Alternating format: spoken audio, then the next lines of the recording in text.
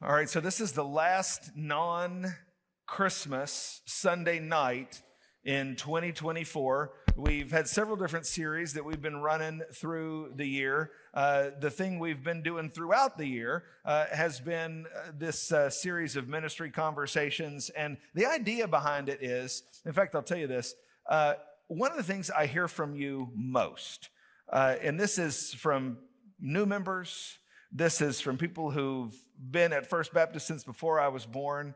They always say, oh my goodness, I love our ministry staff. Oh my goodness, I love the people that you have assembled.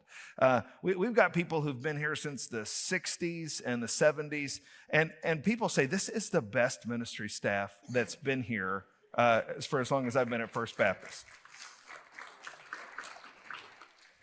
And then a lot of people who are joining and are new, they're joining because of the impact that these ministers of the gospel are having in their life. And so what I wanted to do this year was put people in front of you that you might not get to hear from all the time. Everybody that I've talked to, some of you are in their lane and you're interacting with them a lot, but also everybody we've talked to, their impact is happening in a specific area that might not include you.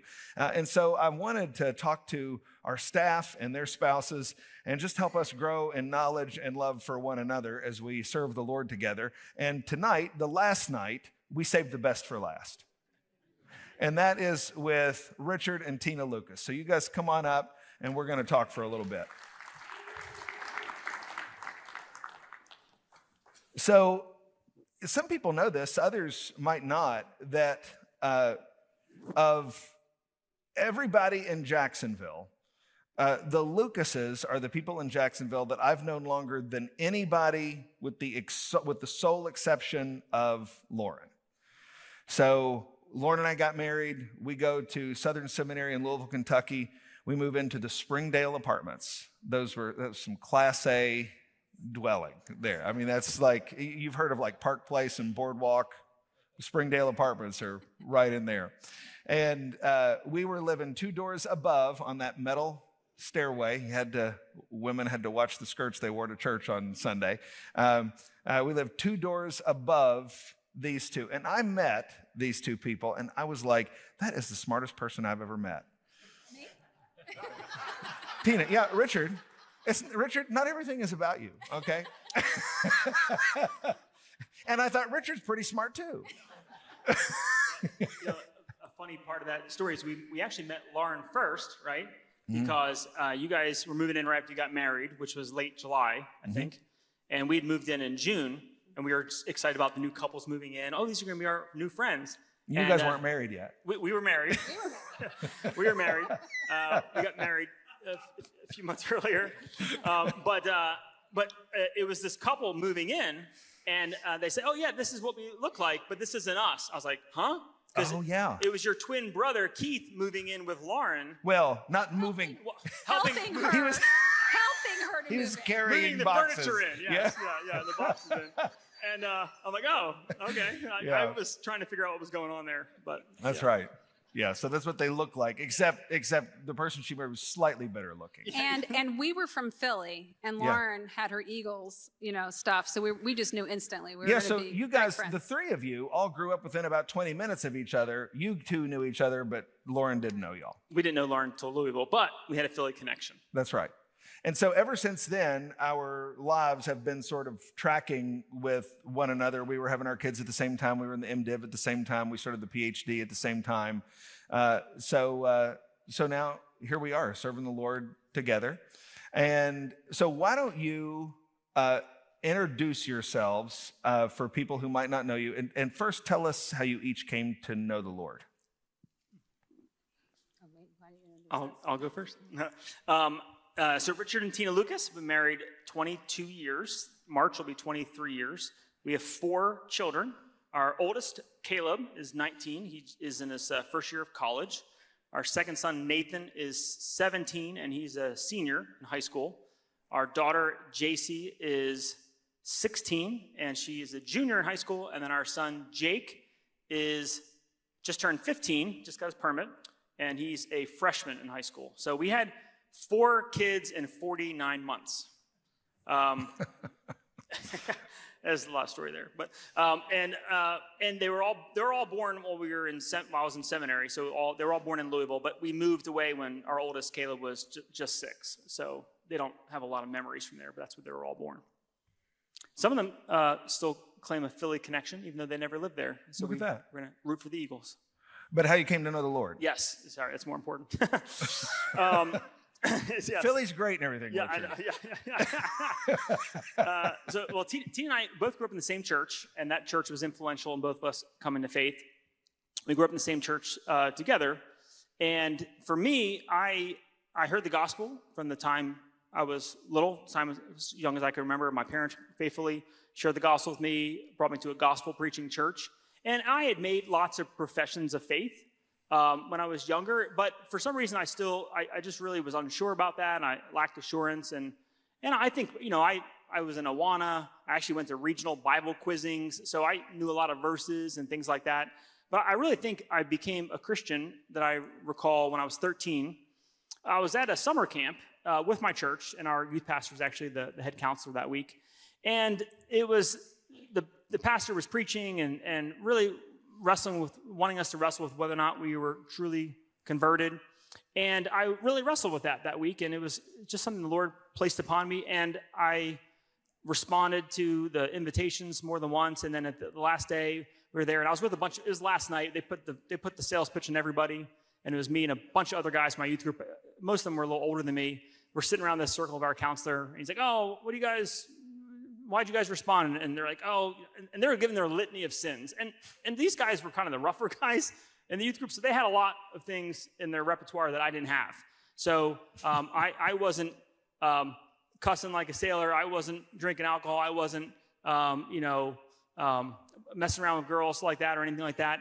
But so that was not a very productive time. But I went back to my cabin and I thought about it. I'm like, okay, you know what? My sins are not their sins, but you know what? I have hatred in my heart towards my sibling, and even if it's not expressing in these curse words, I get mad at people, and I have lust in my heart even if I'm not doing those things, and yeah, I have defiance against my parents even though it's not acting out like that. So it just became real to me that I had sin that needed to be forgiven, even though it looked differently, but it was just as damning. And I called out to Christ and asked him to forgive me of my sins, and I claimed his death on the cross to count for me, and his resurrection to count for me, and his perfect life to count for me. And I immediately felt a sense of a relief of guilt that Christ had saved me. And following from that, it was 2 months later that I was baptized. It was right after that I really started reading the Bible regularly and trying to have a devotional life and praying. Before that, I would say my relationship with God was mediated, right? It was like God and my parents to me, or God and my pastor to me, or God and my Sunday school teacher to me. But it was after that I felt like I developed a relationship with Jesus directly through his word and through praying. And I think that's when the Lord saved me. So grew up at the same church as Richard, and my mom was taking me to church as early as I can remember. My dad was not a believer, but my mom faithfully took me. And when I came to faith in middle school, what had happened was I was in middle school and I was 2 different people. I was, one person at church when she would take me, but at school, I was something totally different. And I would just lie and I would curse. And I remember I did not want anybody in my middle school to know I went to a church. And so I kind of hid that. And but then I would go to church and be like a good girl. And so the Lord started convicting me because it became a burden to keep up with the lies that I was telling. And I couldn't remember what the lie was, what the story was that I had to stay with. And so it just became a burden for me. And I remember my youth pastor preaching on Matthew 11, "Come to me, all you who are weary and heavy laden, and I will give you rest." And the Holy Spirit that worked in my heart, that I was carrying a burden, and I was exhausted. I was exhausted because of my sin. And so I came to know the Lord in middle school. And when I went to high school, where I didn't want anyone to know I identified with Christ in middle school, in high school, everybody knew I identified with Christ. And I was evangelizing, and I mean, my English lit teacher was, we were doing American lit, and I was like, I need the Jonathan Edwards piece I need to do that one in front of the class. So, Sinners in the Hands of an Angry God. So the Lord really changed my life, and that's how I came to know him. Any changes in your style, hair, clothing from then to now? Stop. You are being mean. Heath knows stuff about us. Back in the 80s when we would tease our hair, or I would do other things. We actually have a picture that we're going to... Don't you dare. We don't have a picture. Just kidding. Neon clothes that match. No. Okay. So you guys went to the same church together. How did you go from we go to the same church together and we're friends to like hubba hubba? How did that happen? I'll go first. Okay. I remember, I've told this story before, so if you've heard it, I'm sorry, but it's so cute. I have to tell it again. But Richard, my earliest memory of Richard was in second grade. So I said my dad wasn't a believer. So my mom would take us as often and as faithfully as she could. Sometimes we were there on Sundays, sometimes we weren't. But the Sunday school teacher had a rule, whoever could do, it was Jack Hawley, had this thing where if you could quote the 23rd Psalm, he would give you $1. And it didn't matter if you did it the week before. If you just did it that week, you always got $1. And I remember watching Richard go up there week after week, and I would, which is of no surprise to anyone. Cashing in. But I remember just thinking, wow, he's so cute and rich. So that is my earliest memory. Here we are today. But then I did not like Richard in that way for a long time. So, but yeah, that's true. She did not. I remember Tina around the same time in Awana. She was always the girl that volunteered to pray for everybody in her neon jumpsuit. But no, in all seriousness, I do remember her. But when you're in second grade, girls have cooties and stuff like that. But it was my earliest, I distinctly remember liking Tina since sixth grade. Sixth grade, I was in middle school, and I had before that, I just had a buzz cut. But when you're in middle school, you start caring more. And I remember growing out my hair longer, and I had these long bangs. It was like a style then, okay? It was a style. And this other girl in our youth group told me, "Oh, Tina likes your bangs." Well, I found out later that she didn't. She never said that. I'm like, "Oh, she does? Oh, maybe I like her too." And but in all seriousness, ever since then, I liked her, and I tried to sit near her at youth group stuff and talk to her. I never told her that I liked her. Never, nothing untoward like that. I was just there. He was a super gentleman. I didn't even know he liked me. I told him about boys I liked. Isn't that terrible? Oh boy, that sounds really bad. You can't say that. No. Okay, but the point is, if she's talking to me, she's not talking to them. Okay, yeah. So I just kept hanging in there. Okay. The guy who made money off Psalm 23 was figuring out how to work this to his advantage. We were making it work. So eventually, I got Tina to come around. Once puberty hit and all that, and I was taller than her again. Yeah, that helped. But it was we were 17 going into our senior year. It kind of turned. I'll say this: our friendship grew during high school. We talked a lot more, spent a lot more time together, but it was always just very much in a friendship context. And it was really going into our senior year, we kind of started dating. But from the very beginning, we were pretty serious. And that was 17. We got engaged. It was 19. We got engaged. 20 when we got married.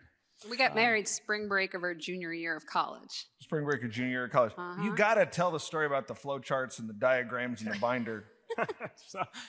So we were young and we didn't know anything, but we knew we wanted to get married, and we knew at this point we were still in college. I was a sophomore in college.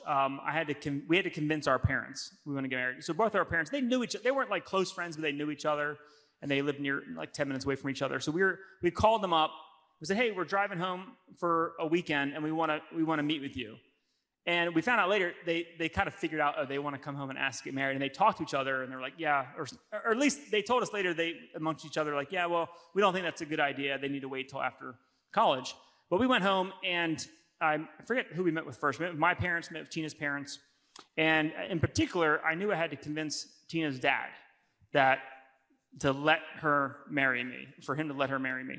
And so I had to figure out a budget. We had no money. I was working part-time jobs, selling credit cards part-time, Thomas Kincaid Visa MasterCards over the phone, it wasn't big money here, and we're going to Bible college. So I just did some research, and I talked to the financial advisor, talked to the school advisor, looked up how much the water bill costs and rent, and I made a whole big spreadsheet of our budget for the first year of marriage and how we're going to pay for all of our expenses, how to pay for college, how Tina could still graduate in 4 years, and I could still graduate in 4 years, and I just presented it to each of our parents separately to convince them that we could get married.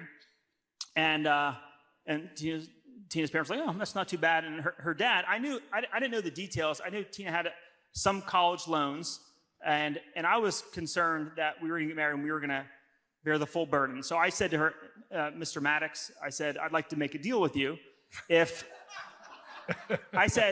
you'll handle all of Tina's school expenses for when she's your daughter, I'll take them over for when she's my wife, at the end of junior year on. And he said, that's a deal. He's like, then he said this, he's like, I thought I was going to pay for the whole thing. I said, I thought I was going to pay for the whole thing. He's like, no take backs. He's like, you want to get married now? So, but anyway, it worked out. That's great. Praise the Lord. It worked out. Yep. All right.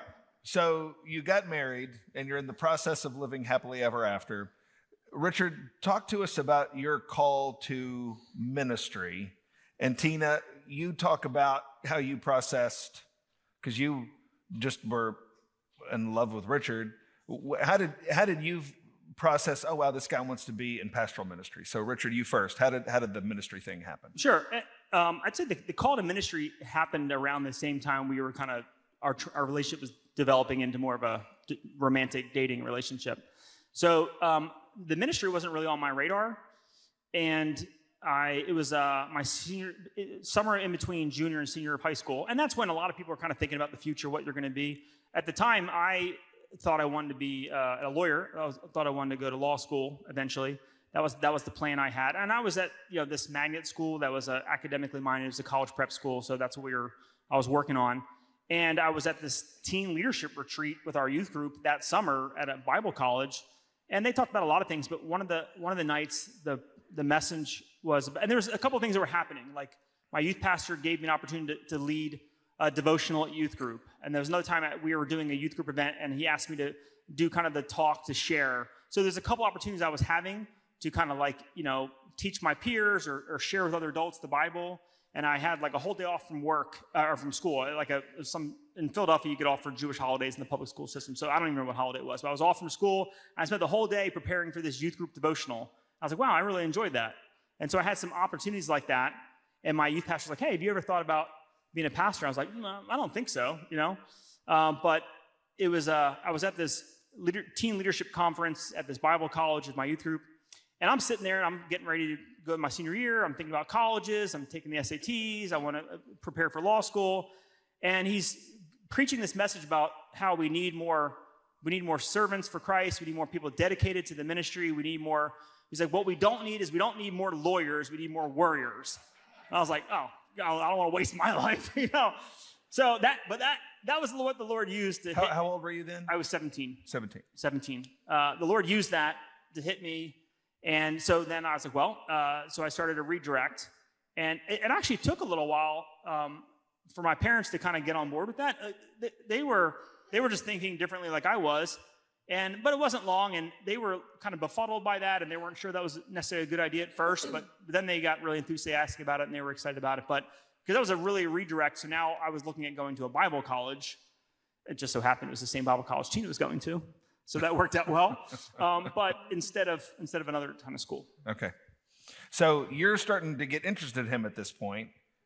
How did you process the ministry thing? So when the Lord saved me, I had a love for gospel ministry, and I was doing that in my high school. And then I went off to Bible college. Richard followed me, and I'll follow you anywhere, babe. And in my all-girls dorm, I held the office of dorm chaplain. And so I just enjoyed just ministry. But I don't believe that God calls women to pastoral ministry or even to a particular, role that your husband has. But I do think God has equipped me to be his wife. And so I think just thinking about that, I don't know, I just think, okay, well, if this is where he's taking him, then I'm going to be, like, the Lord's just going to give grace for that.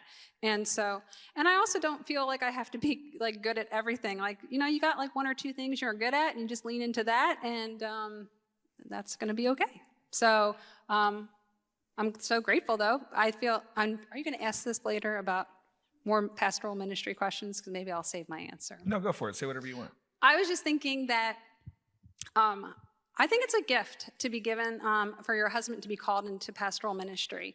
Like, how many, like, you think about a wife whose husband's a lawyer, like, he's not held to the same standard that a pastor is held to. And that's a gift. That is not a burden.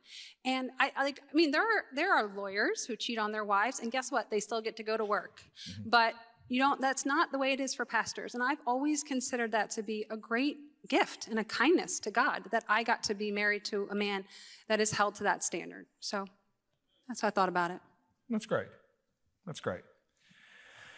So you graduate college, you go to Southern Seminary, you go to Vermont with a view to planting churches, you do pastoral ministry in Vermont. So I'm skipping over decades here. And then you decide to come to First Baptist Jacksonville. How'd that happen? Yeah, so I think for us, we didn't have, like, a particular vision of what we thought ministry would look like. Like, it has to be in this spot and this kind of context or church or whatever. We just wanted to go where there was a need.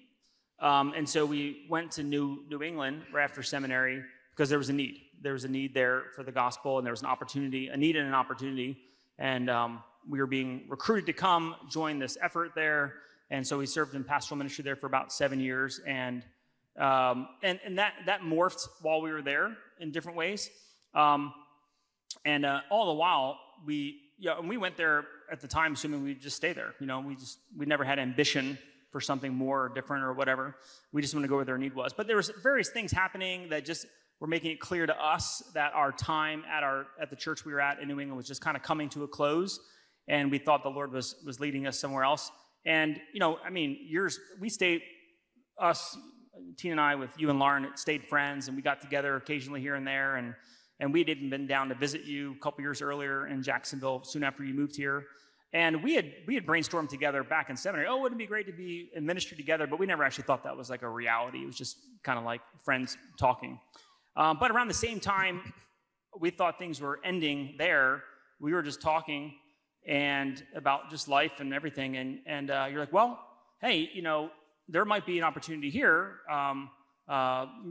Some staff positions are opening up, and I think we might need you here, and this might be a good fit. Would you pray about that? And we were interested. And so we came down for a visit and met the people here and saw the work. And it was obvious, this was spring of 2018, that, there's a need here. There's a need here. I thought that some of the experiences we had and the opportunity and the other brothers and sisters here, there could be a good fit. So I feel like that's how the Lord led. Here you came. Here we came, yeah. Okay, so let me ask you a question with 3 answers. So first, tell us what your job title is. Okay. Tell us what that does. Okay. And then tell us what a typical week, people here, they're taking care of kids through the week, they're selling insurance, they're fixing cars, they're administering at their work. While they're doing that on a given week, what are you doing on a given week? Yeah, my current title, it's morphed a little bit since I've been here. My current title is Pastor of Teaching and Reaching, and those 2 touch points represent the teaching ministries of our church in terms of adult education and reaching in terms of international missions primarily, outreach and missions. And since I've been here, my job has always involved education. When I first got here in 2018, I spent a lot more time on children's ministry because we didn't have a children's pastor and I had kids in children's ministry. And then I spent a lot of time in student ministry because we had a lot of transition in student ministry. But then once Trevor took over the Next Gen ministry, it was a great relief. And then at that time, you asked me, because we had no one running point on missions at the time, would I take on missions as well. So that's been, that part of it's been about 3 years now, I guess, the second half of that. And I love what I get to do in both those areas in ways that I didn't even anticipate. And so for adult education, that's adult Sunday school, that's overseeing adult midweek. It's also our grow group ministries. All that's kind of our adult discipleship. And then everything in terms of international missions, I don't view my job as necessary, although I just got back last night from a missions trip. It's not necessarily to go on all the mission trips, but to facilitate the strategy for what we're doing with missions and make connections and trying to just move that whole church initiative ahead. In terms of what a typical week looks like, for me, I meet with, starts Monday morning at 7 a.m. I have a meeting, just about every week, meet with a group of guys at our church. I'm by far the oldest. Most of them are in their 20s or young 30s. And it's a discipleship group. We've been meeting for, I don't know now, maybe 2 years or so. And we read through books about Christian doctrine or theology or different things. And we talk about it before everyone goes to work. And then the rest of the day is meetings, mostly with other staff, or it's correspondence with church members or emails or planning or working on projects. Tuesday starts off pretty similarly. Every other week, I meet with a group of guys for a grow group where I'm the youngest guy in that case. And in both cases, at 2 different Maple Street biscuits that we meet at around town. And we meet on Tuesday mornings, and that's at 7:15 or so for about an hour and a half. And then Tuesday is a lot of bigger staff meeting days, like pastoral meetings or ministry staff meetings or staff chapel. Afternoon is just adult education specific meetings. Or again, trying to just move initiatives ahead on a lot of things. Wednesday, I try to block out most of the day for preparing for the midweek teaching Wednesday night. Sometimes some meetings sneak in there, 2 or 3 meetings, not more than that though. Thursday is catching up on everything I didn't get to first half of the week. Friday and Saturday are not in office days usually, but usually I'm working most evenings and weekends, but on just stuff that I didn't get to during the week. And then Sundays, church, Sunday school, service. Usually Sunday afternoons are cut short because like today I had a meeting at 4:30 and I was prepping for it in the afternoon. So got here and then church Sunday night. And then Tina and I, we intend to do a date most weekends when we can. It depends on the week. And help the kids with their things and that's what a typical week looks like. I don't have a lot of hobbies. I don't go fishing or bowling or shooting or anything like that. I try to catch up on reading during the weekend because I can't do all the prep I need to do for teaching Wednesday night on Wednesday. So that's just putting together the lesson. So I'm usually trying to read and study throughout the week and the evenings and the weekend to try to get And people don't realize how much you like tween romance, right? Yeah, I don't read those kind of books. All right. Let's talk about parenting. Okay, so for the whole time we've known each other, we've been talking about parenting. So when we first met, we were young marrieds with no kids, and then our families are kind of tracking about the same age and the same size. And so now you guys you're the parents of older teens. Okay, so that's important because the most common demographic of people joining our church right now are families with kids. And so let's talk about what you have learned about parenting from 22 years ago when you didn't have any kids to now you've got older kids, still most of them in the house, but that's you're in the phase right before empty nesting. So I know you guys, you're committed to scripture, you're committed to biblical principles of parenting, but you know things now that you didn't know then. What are some of those things? I would say, first of all, I don't think the fundamental commitments we had about parenting have changed. So when we were newly married, before we even had kids, we went to 3 different parenting conferences. I took a whole seminary class on parenting, and it was very practical, and Tina joined me with it. We talked to a lot of older parents about parenting, so we tried to prepare for that. And I think those planks have stayed in place, but the application of them has continued to shift. And I think we have just sometimes things we thought were a big deal aren't a big deal, and you need perspective to see that.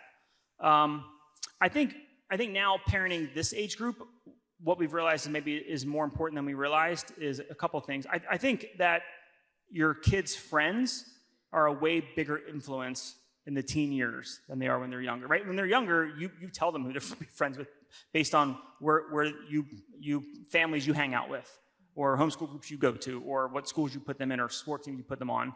But when they're older, they develop relationships independent of you. And those peer relationships carry more weight, or can carry more weight and influence on your kids than you are. And so if you're not in tune to what those influences are, that can be moving your child substantially in ways you didn't realize. So I think I didn't think about those kind of things when we were younger.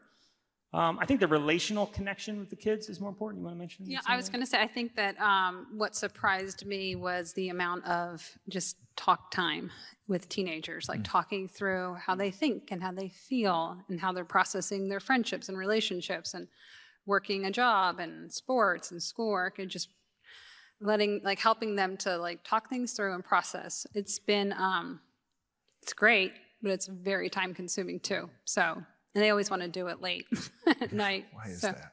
You So know, true. I'm like, I'm up in the morning reading my Bible. Come on down. Yeah. Lauren always says, I've been up since 6:30 this morning. You I can know. talk to me at any point. I know, and I got coffee. Just come on down. But no. Yeah, the relational piece. And I think, the worldview pressures, right? Like, they're just processing we're taking in the same information from the news or from the world or media, but they're just processing it differently than me. And I have to kind of mentally back up to meet them where they're at, to help them work through that and not just assume they just agree with me on everything. What about family devotions? So we talk to families here about, hey, you should get together and worship the Lord together, read the Bible, pray together, sing together. How have family devotions changed from when your kids are little tiny to now that they're great big and you got one in college? And how's that change? Yeah, they've changed a lot. Part of it now is the schedule's so different, right? But when they were little and young, most of the time that meant after dinner, we would just read through children's story Bibles. And we'd, just read a story, then we'd talk about it. I'd ask them questions, they'd answer it, and we would do that a lot. And then we would, we'd throw in a lot of things that was like holiday specific. So around Christmas time, we would do an Advent devotional that was we called a Jesse tree, and it kind of just told the story of the Bible from Isaiah 11:1 about Jesus came from the root of Jesse. Or then at Easter, we did resurrection eggs leading up to Easter, and each one had a different part of this passion story. Or Valentine's, we went through the different descriptions of love in 1 Corinthians 13 leading up to Valentine's Day, things like that. And then when they got a little older, we did catechisms when they were little. We did do catechism, like the Baptist catechism, and when we finished a section, I'd take them out for ice cream if they finished a section, And when they were little, our church had Awana, so they did a lot of memory verse in Awana. I'd go over that with them and stuff like that. But then when they got a little older, my main goal was we still did family worship, but our goal was like 3 or 4 times a week. If we did 3 or 4 times a week, we're doing good. The schedule gets more erratic. But when they were getting older, I wanted them to develop an independent devotional life. So that was, we still did stuff as a family, and we'd sing together, pray together, but it was less regimented and more like me overseeing what they're doing and wanting to facilitate that.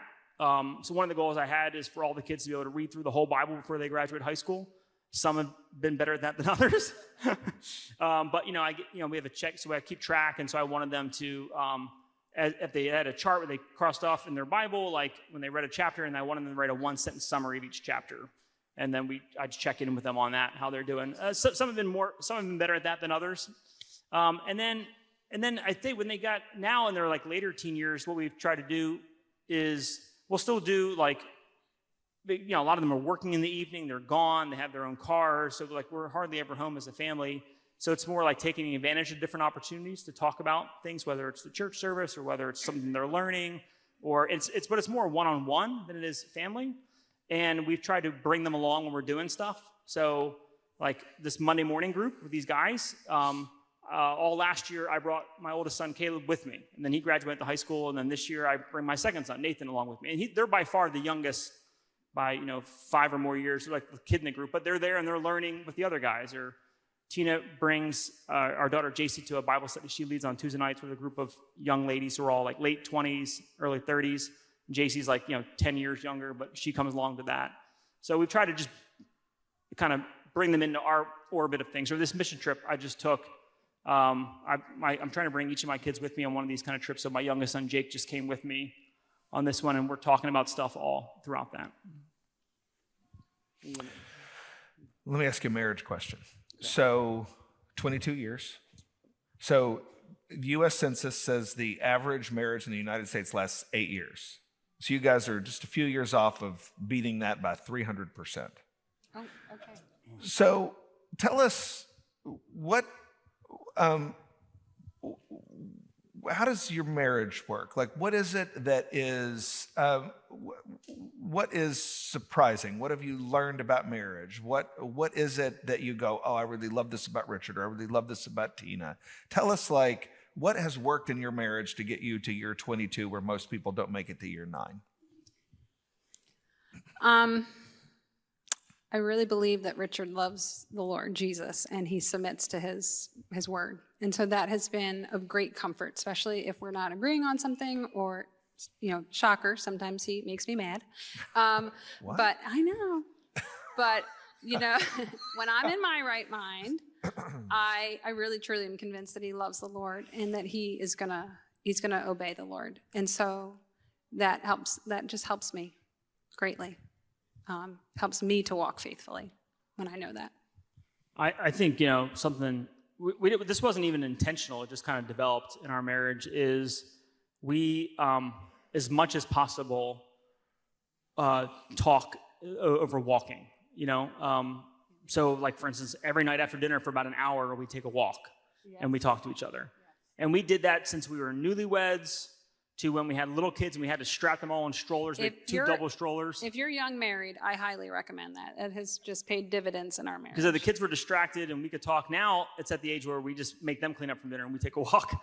So that's great. But for about an hour, almost every night, we'll just talk. And that's just an opportunity to talk through our days, to catch up, to sync up on what's going on in life. If there's things with the kids that Tina's concerned about or I'm concerned about, or it just helps us get on the same page. And taking a walk gets you out of the house so you can't do tasks that are obviously right in front of you.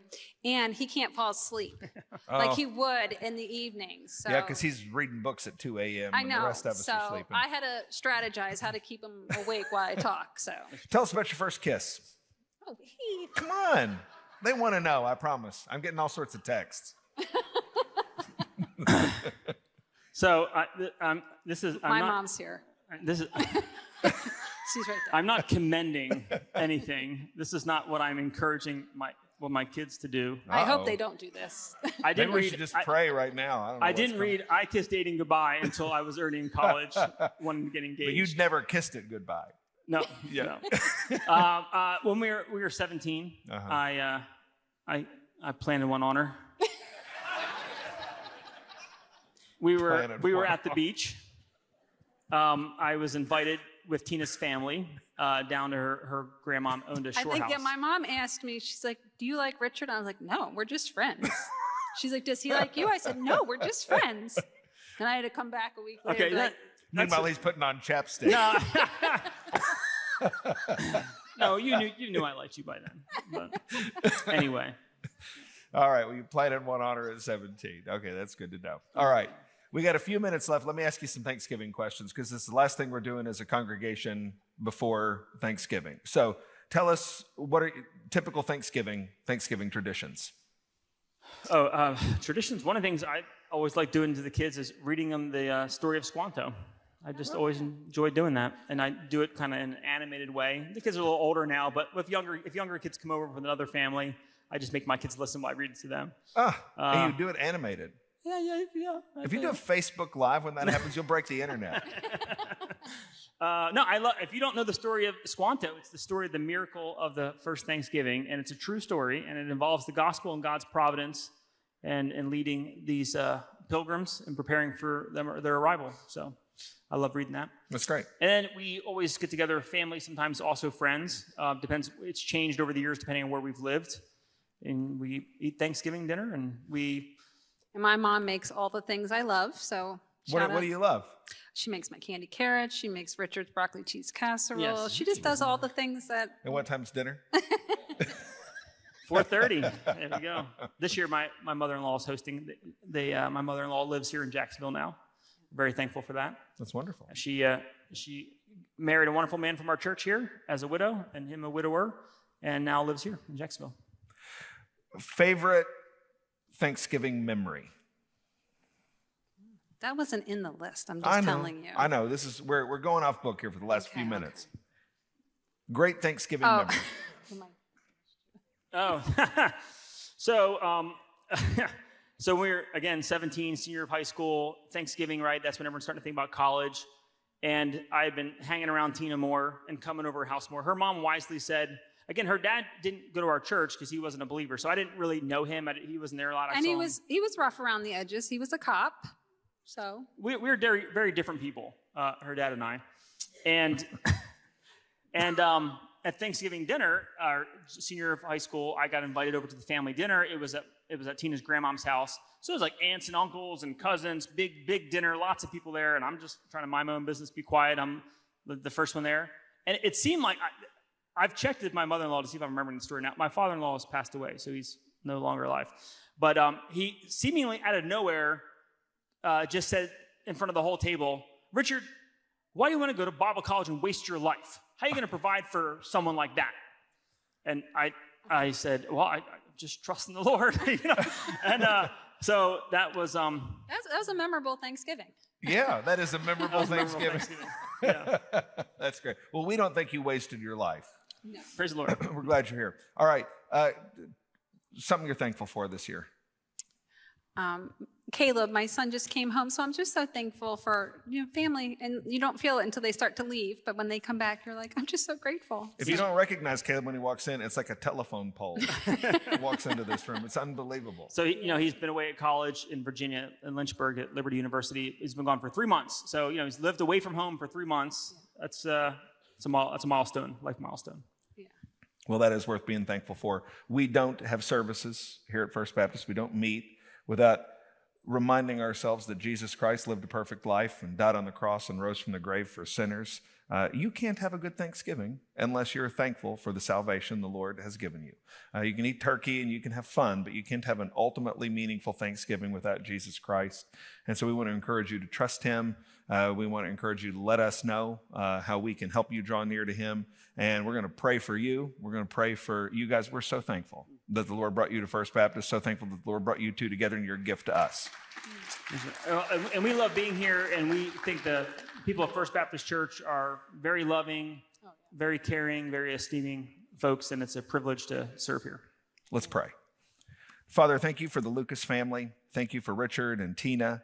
Thank you for the opportunity to hear some of what you've been doing in their life. I thank you for the people of First Baptist Church, the people that we serve and serve with and serve alongside. I pray that you'd grow us up into Jesus. And Father, I pray it in Jesus' name. Amen.